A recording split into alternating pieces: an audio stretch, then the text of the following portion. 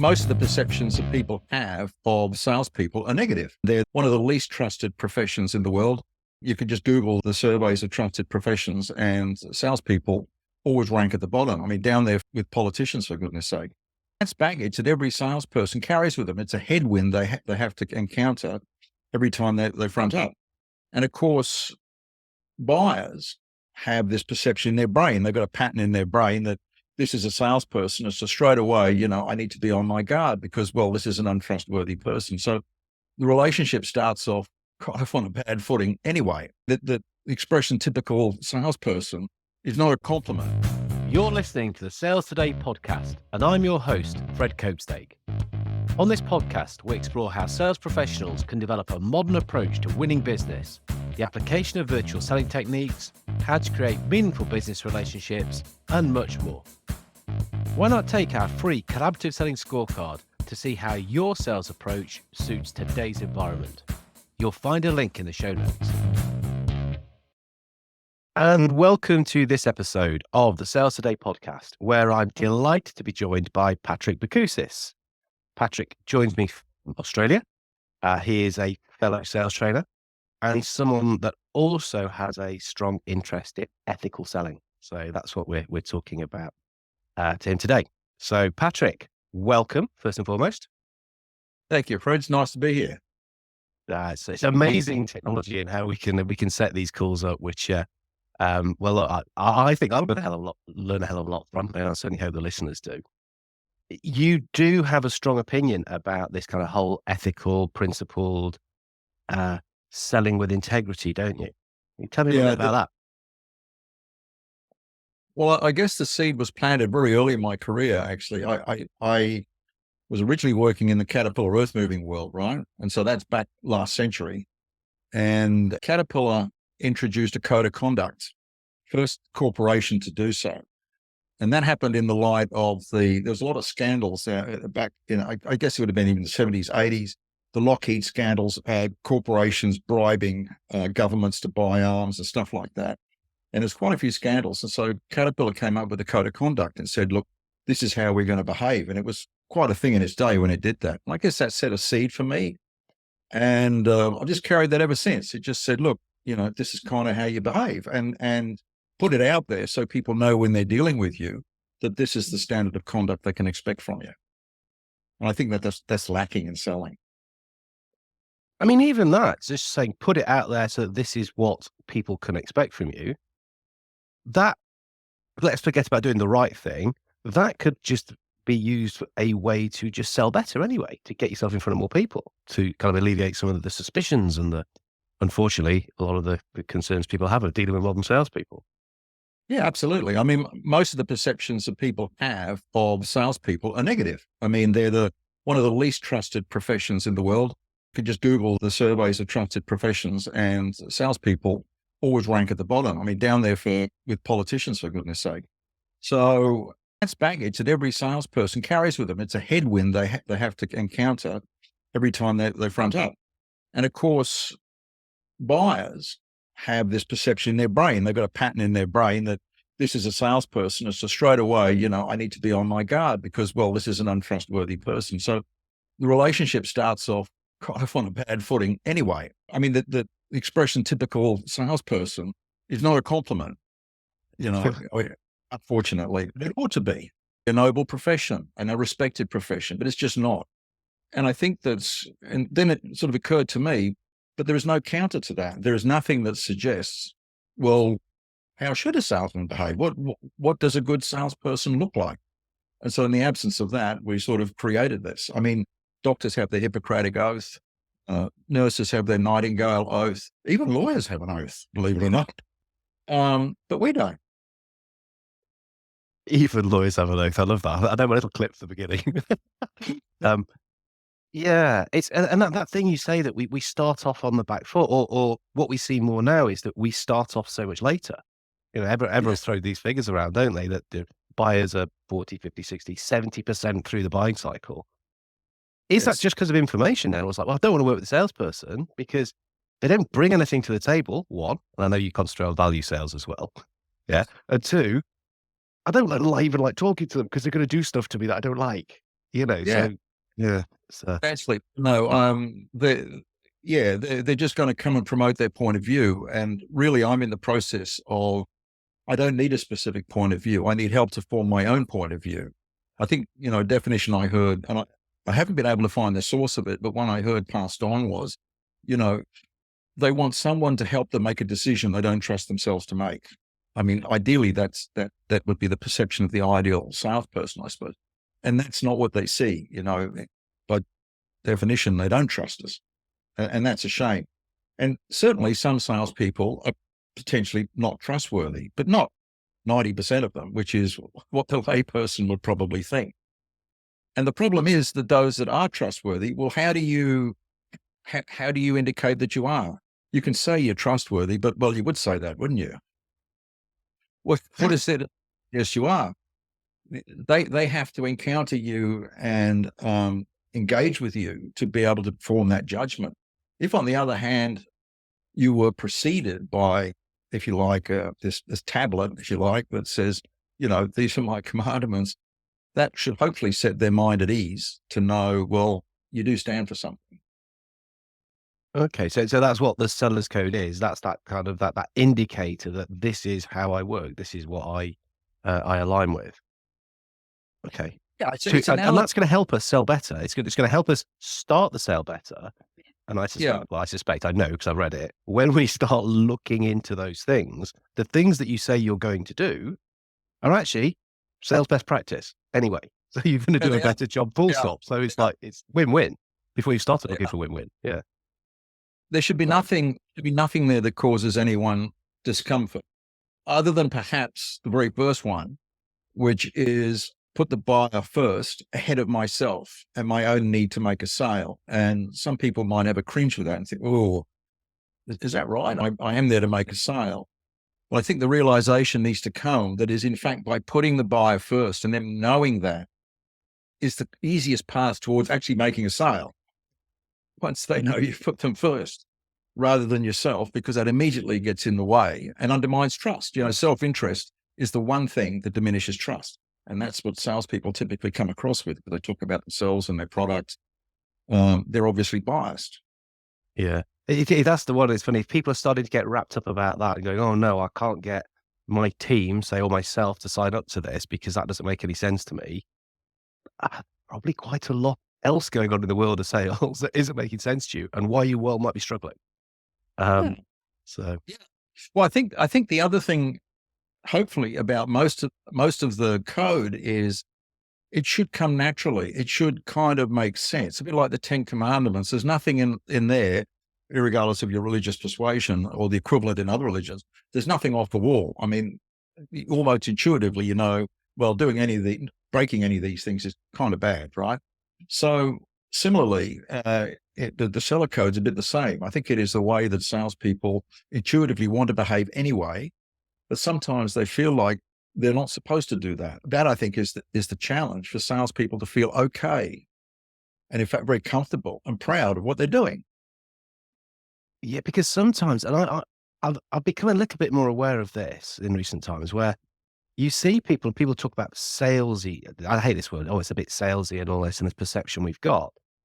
And it's often people who don't understand sales that say that, and that's why and there's often small business owners don't want to get involved in sales because they think they've got to play the role this way. And we're all saying, no, don't do that. Don't act like the salesperson you perceive. Do what you would probably naturally do. And actually that will turn you into a good salesperson. Yeah, that's a real paradox that the behaviors typically associated with salespeople are absolutely the antithesis of the way that you actually ought to behave. And so what we need to do is redefine what selling stands for. I mean, when I started my career, I was a sales representative and proud to be. You won't find one of those these days. We have, account executives, account managers, business development managers, anything but a salesperson. No one wants to even have that title. And I don't know if you've experienced the problem recruiting people. I'm trying to get people from outside the industry to come into sales and coach them and train them. But as soon as you mention, why don't you try, like, for example, veterans, why don't you try career in sales? They go, that's not the reaction we want. Or even school leavers. Why don't you try sales? Ooh, that's, if all else fails, maybe. That's not good. It's got a bad look. Yeah, it's not good. And then, funny enough, I do some stuff with a local university, opening people's eyes to it. And when they understand what it is, I know some people are now thinking, well, this could be something that I seriously consider as part of what I'm going to do because I can do good. Yeah, yeah. But the problem is they've never had anything to point to say, well, yeah, I'd like to do that. There's countless books, pods, videos, whatever, on selling techniques. It's all about the process. But there's never been this sort of North Star, if you like, that says, well, this is what we aspire to. And this is our standard and our code. That I did the research. I couldn't find one. And that was the whole reason I actually went and created one. Tell me about how you created it then, because I know isn't there a bit of a story around putting the whole thing together? You didn't just sit one afternoon, did you, on the porch with a beer and just like knock out a few?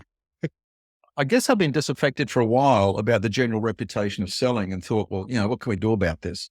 And spoken to, other colleagues in the industry, and we all sort of said, yeah, ain't it awful? What can we do about it?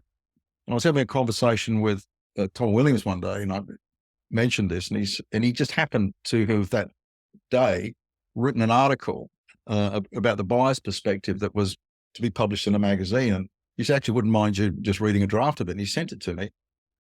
And it was sort of a long form of the seller code. It had a lot of the components in it. And it was basically a buyer addressing a salesperson. So, look, if you come and see me, this is the way I would like you to treat me. Like, I want you to put me first. I want you to give me unbiased advice. I want you to challenge me. So when I looked at what he'd written, it was really good. This buyer's perspective. And I said, actually, that would, we could create something around this. And so what happened then was I recruited Marcus Cauchi, someone, and the three of us sort of started to form a bit of a brains trust and work our way to create this thing. But the trouble was it just grew really big. It became like reforming sales, which is what it basically is. Well, we've got to change the management structure. We've got to change these processes. We've got to goals. We've got to change. And I guess the thing was becoming unwieldy. And we thought, well, this is going to be really difficult. We want a really sharp point here that can penetrate. Why do we just aim for, and again, we use the 10 Commandments as a bit of an analogy, or the Hippocratic Oath, come up with something that is really brief, get it down onto one piece of paper, that this is the bottom line. And I guess the other thing about it, Fred, is the buyer-seller interaction is probably the lowest atomic particle, actually molecule, the smallest molecule in selling, right? That's kind of where it happens. Even in a multi-buyer sale, at the end of the day, it gets down to how well a seller interacts with a buyer. That bit has to work right.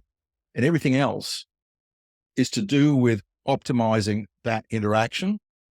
And so it's a case of saying, well, what is it you want to achieve in that interaction? What's going to make it something that a buyer wants to engage with? And so that was the essential thrust of the code. And that's kind of what we stuck to. Which you pulled yourselves back in from outer space a bit there. Yeah. So we didn't talk about the need for management to reform and the whole issue of quarterly targets and mission programs and how dysfunctional they can be, which is kind of what happens when we were discussing it. Well, how are we going to change this, or how are we going to change that? And we just kind of got right down. And essentially, it doesn't run across anything that's already happening. It doesn't encroach on any coaches or trainers' turf. We didn't want to be prescriptive. We didn't want to say, this is how you do it. That's up to coaches and trainers to coach people. Again, to use the analogy of the 10 Commandments, there's multiple religions that use the same document, and they've all got different versions of how you live these 10 Commandments. And that's fine. There's different ways of doing it. And so it was with this. There's lots of different ways you could behave and act, but the essential principles are the same. The values, if you like, are the same. And that's really what we wanted to get to, that what Stephen Covey Sr. would have called the North Star. Okay. I mean, certainly just thinking of that, I know Tom as well, and Tommy got an awesome person to collaborate with on this, but he's been both a buyer and a seller, hasn't he? And written 2 books, one buyer-centered selling. That's his thing, yeah. Well, ironically, we're all buyers, right? I mean, oh yeah, all salespeople buy. And in fact, one of the questions I used to ask in live courses when I ran them was, would you buy from you? I think most people said no. Most people said no. That's why we're here, Patrick. I said, well, why do you keep doing it then? Whatever you're doing. And there was a perception, well, that's how you're supposed to sell. And there was necessarily something unnatural about it. Quick, very first time you asked that, were you expecting that answer to come back, or did that knock you a little bit? And then from then on, no, you know what? I'm using this every time. I sort of expected it a bit because I often ask salespeople, how much do you really enjoy doing what you're doing? This is with someone under the pressure of meeting a quarterly goal, just been in the pipeline round table for the week and got mauled in that. And there's a lot of stuff that's not pleasant that salespeople have to do. And probably that's some of the stuff that dissuades people from doing it as well. And frankly, it's probably the root cause of a lot of the dysfunction that pressure to perform. It means that you tend to behave with a certain sense of urgency, and that impacts buyers. And it's counterproductive, as you know. Yeah, I love that. So, okay, let's go into the code then. Let's have you mentioned the first element, which is about buyer centricity. So making it all about them. Yeah. And I think what you want to add about that is, because that is such an important one. I mean, make sure we give it the airtime that it needs. Yeah, it is really simple. It means literally put them ahead of yourself.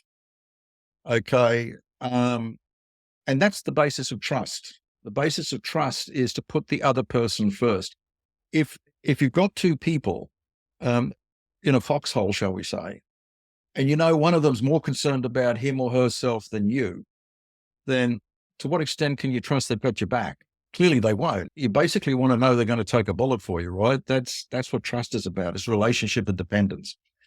And so we just want to indicate that. We want to indicate that, look, and then it moves on from there to talk about acting with integrity and appreciating their point of view. That, if I'm to be of value to you, then what I need to do is understand what your perceptions of value is. And I need to act with integrity to the extent that I'll be transparent and I won't display bias. Now, here's an interesting thing. Clearly, I will be biased. I'm going to prefer my own product. That's what I do. I'm biased. But you need to put that aside when providing the buyer with counsel. You say, well, actually, yeah, I do prefer my own product. But hey, if it's not the right thing for you, then it's not going to be something that I suggest you buy. And you need to be able to say, look, I don't think this is a product for you, or I'm not the right fit for you, or whatever. And oh, by the way, if salespeople did that more often, as you well know, they would get themselves out of a lot of sales situations they should never be in. Qualify out, which is implicit in this, is qualification, right? You should be working with people that you can help or be valued to. And if you can't, then exit. So it's entirely consistent then with winning more business. I mean, it's not just an honorable thing to do. It's a smart thing to do. It's a big trust builder, isn't it? I mean, if you're saying to somebody, if this is the most important thing for you, then perhaps we're not the right people for you. And I know who is. But if that isn't the most important and this, and this are, well, then we've got to keep talking because I know I can help you there. I mean, just that kind of use of transparency as a tactic, it's a massive trust builder. Yeah. Absolutely. And ironically, that will come back to you as Adam Grant said in his book, Give and Take.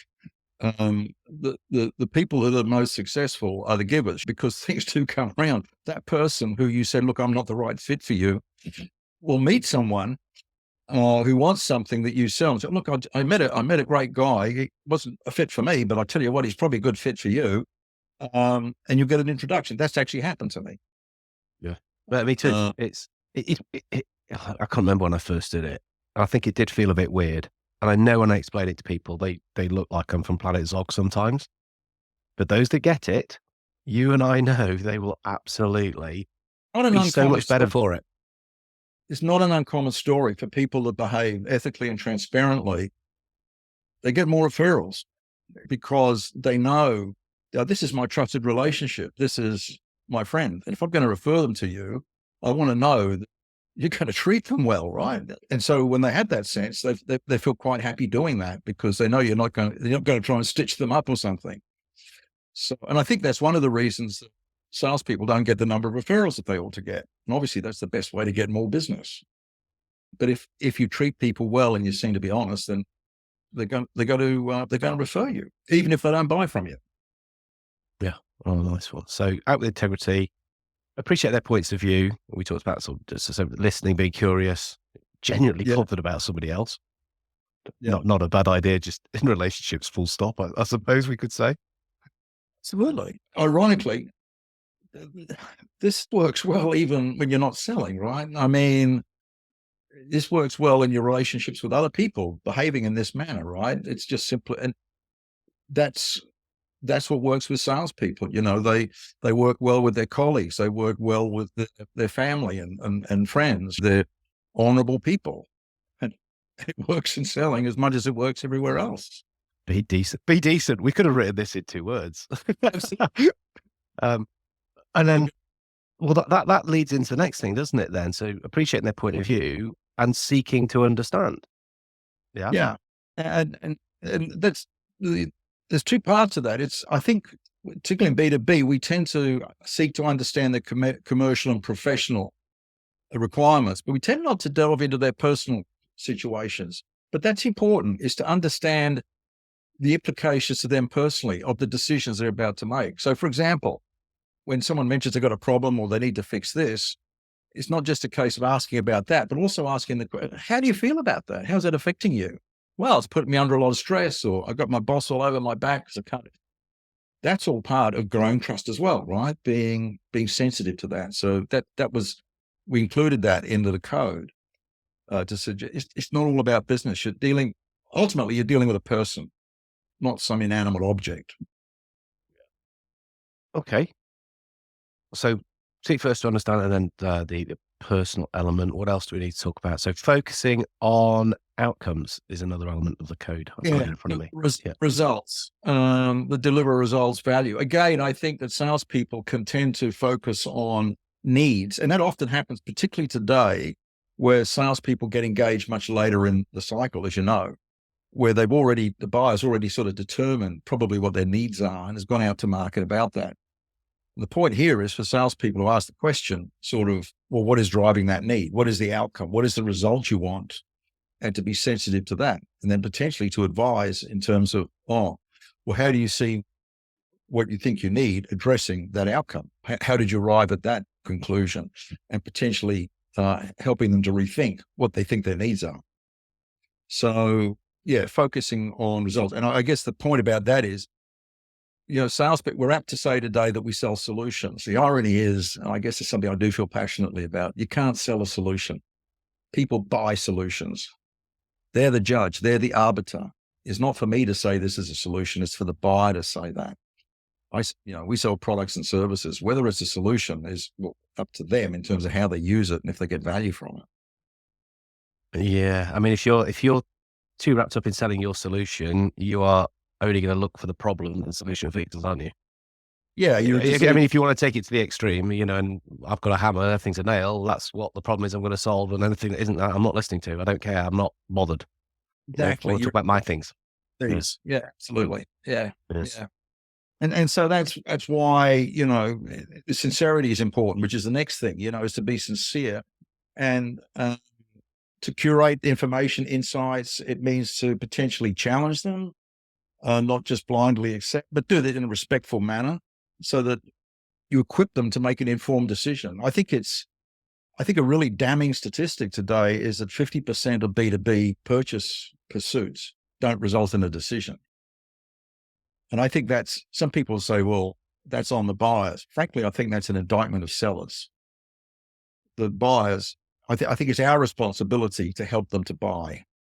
If we're going to be of any value, then we have to be able to occupy that role. And I suggest that high rate of decision is an indictment of the sales profession overall, that we've made it really hard for people to decide what to buy. And surely that's not our brief. We should make it easy to buy, easy to decide. Yeah, exactly. No brainer. Yeah. That's what we should be doing. Yeah. So I guess a lot of the code is sort of contrary to potentially conventional wisdom. And we're aware of that, but hey, here's what it is, right? Yeah, I can see how your discussions ended up spiraling up into different areas. Because yes, if you challenge conventional wisdom, why are we doing stuff like that? How are people going to change if this is what we do? We're trying to smash through with brute force and ignorance and all that kind of stuff. We were very much on the same page. I mean, absolutely, Yeah. Marcus, Tom, and myself. The challenge was putting some boundaries around the thing in terms of what could we come up with that was a doable thing. And the other the object was we wanted to create a movement around it. We wanted to encourage adoption and advocacy. We don't particularly want to own this thing. We want it to be out there like open source. And we're inviting comment on it and feedback to see if we can improve it.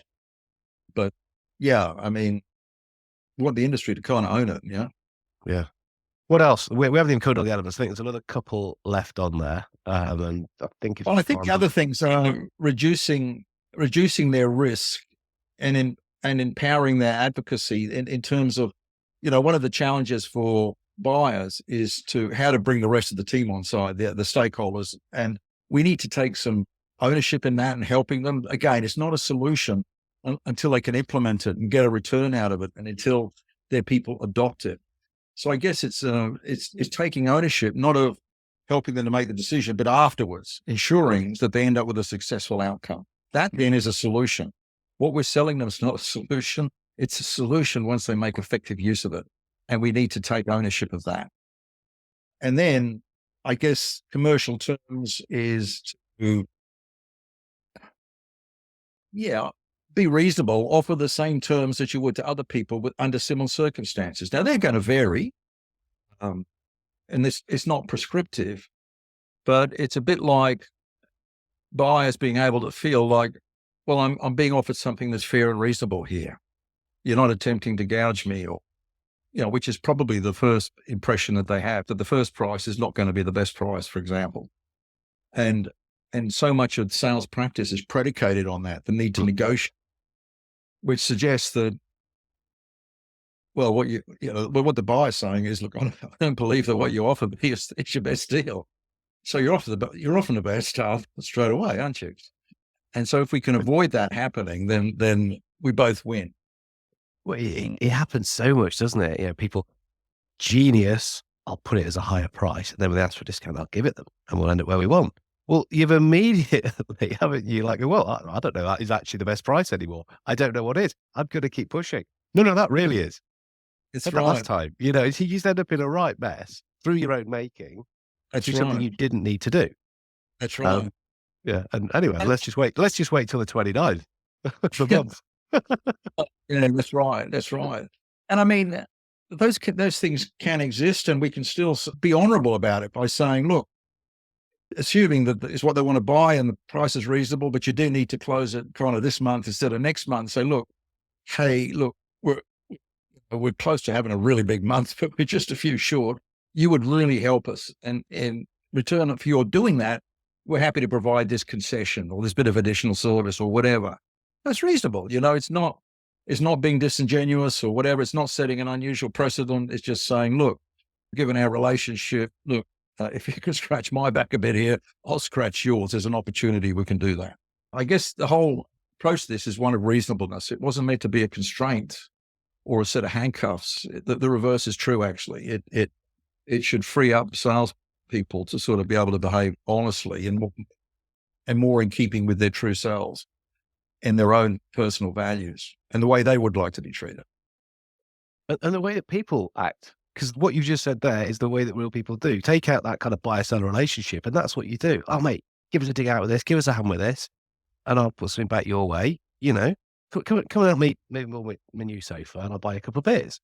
Yeah, it's what we do. It's a human thing, isn't it? Absolutely. And I use that as an analogy when I'm coaching. I mean, so when you sit down with your friend, you don't rock up with an agenda and a set list of questions that you work through.